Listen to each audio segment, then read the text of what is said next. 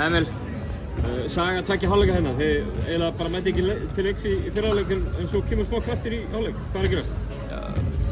Ég veit það ekki, ég skil það ekki alveg. Við vorum rosalega svona eitthvað litlir í okkur í fyrra hálfleik og sérstaklega bara í fyrsta leikluta. Það er svona aðeins svona kikkaðinn í öðru leiklutan, þá náttúrulega fóru þeir bara og settu öll skotin eins og þannig að síðustu köruna í fyrra hálfleiknum.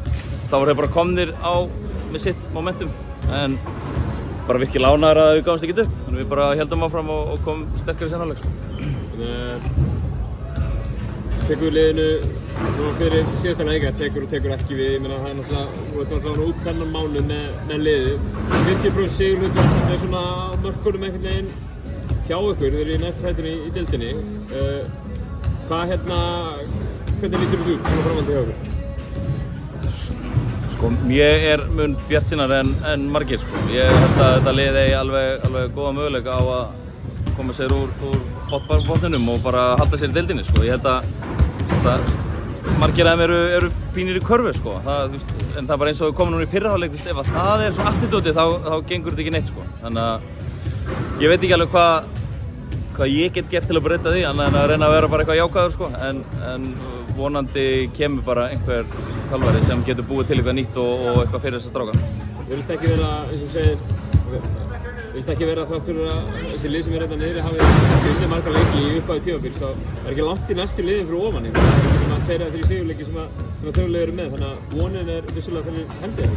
Já, algjörlega. Það er náttúrulega IR í næsta leik, það er náttúrulega bara krúsíal leikur.